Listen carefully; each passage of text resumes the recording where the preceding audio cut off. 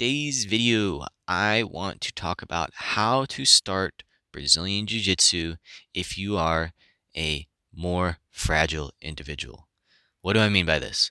You're old, you have existing injuries, or you're frail in any way, shape, or form. Is it worth starting Brazilian Jiu-Jitsu? In my opinion, yes, because I love Brazilian Jiu-Jitsu, and obviously that's what this channel is about.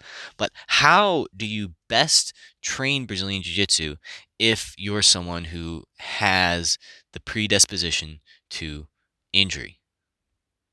Well, first, you want to have the right culture fit at your gym or academy. There are academies that are a lot more intense, and there are academies that are a lot more focused on technical learning, on just getting a good workout in, on everybody showing up and being ready to go to work the next day. And truthfully, if you fit more in that category, go to the different gyms, see what the environment is like, maybe just watch a class. And if the class, seems like they're just fighting each other and going crazy, then maybe that's not the right gym for you.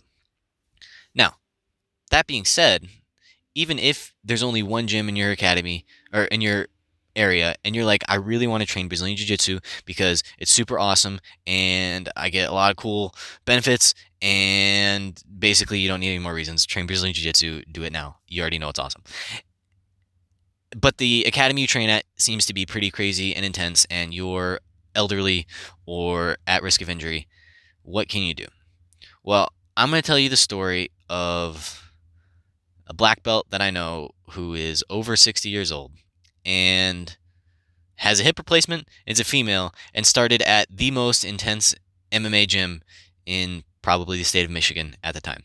She had, I'm not sure, any experience at the time, but essentially walked in to the class, was tough as nails, and did hip tosses, but it wasn't easy, and she couldn't do all of the movements.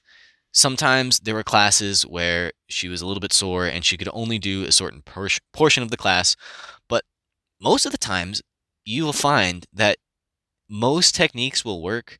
If you have a little bit of limited range of motion on, a hip or a knee or anything like that, most of the times you can make some sort of an adjustment to where you can still do the technique.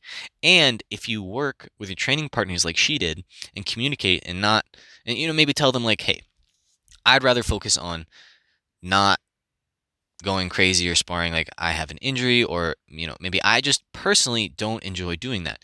If you're able to communicate ahead of time and develop a relationship with a few different training partners who you trust, then you can sort of develop your own little environment within the gym where you have people who are able to roll with you at a reasonable pace. And one of the things that you'll find is as you do Brazilian Jiu-Jitsu more and more and more, the risk of injury goes lower and lower and lower and lower and lower because you get better and better and better. And that's one of the awesome things about starting it when you're young and not at risk of injury, when you're completely ignorant, is because you can train really hard and try to, break your body down and learn all the hard lessons, and then you'll heal up.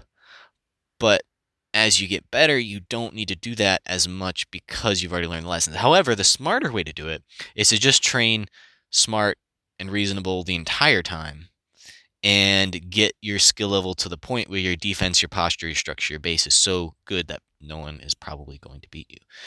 The other thing you can do is really focus on recovery. This is something that I really wish was emphasized more in jiu-jitsu, and it's something I'm crazy passionate about. If you're going to be training like an athlete, which Brazilian Jiu-Jitsu is a sport, and if you play it or participate in it, you are an athlete, then you need to recover like an athlete. So every single day I do a stretching routine. Every single day I try to get a really hot sauna session or bath session and then cool off with cold water. So those are the number one things that I do. Epsom salt's a huge thing. Massage is a really nice thing that you can do, but you have to be doing something to recover. I like to do 1 hour of recovery for every hour on the mat. And that seems like a lot, but it is worth it. And in my mind, you're able to do a lot more if you are able to respect your body. That being said, grappling is not entirely for everybody. It does break your body down, and you do have to build it back up over time. So if you are exceptionally frail, there are people who cannot do Brazilian Jiu-Jitsu because they're not physically capable.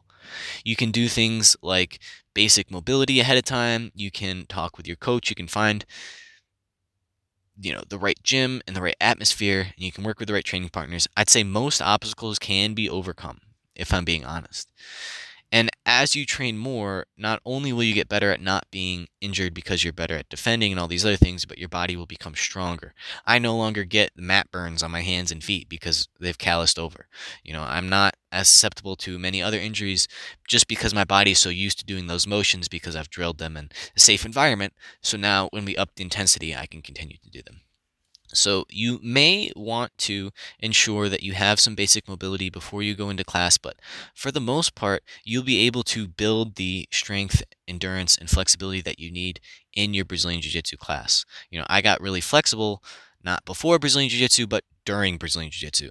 I would stretch a little bit before class, which is something you can do. Stretching just in general helps not get injured.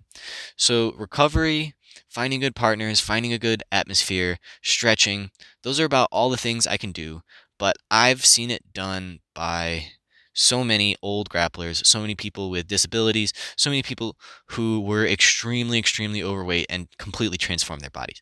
So any excuse you think you have, probably you're going to find someone who has had a worse excuse and achieved way more than you thought would ever be possible. So look not for those negative reasons why you can't do it, but look for the one example and say, if anybody can do it, then I can also do it because I am a human too. And humans, just like you and just like me, are capable of great things. And as I love to remind people, you are much, much stronger and much more capable than you think. Appreciate you taking the time to watch the video. If you want to watch more, find them down below. Peace.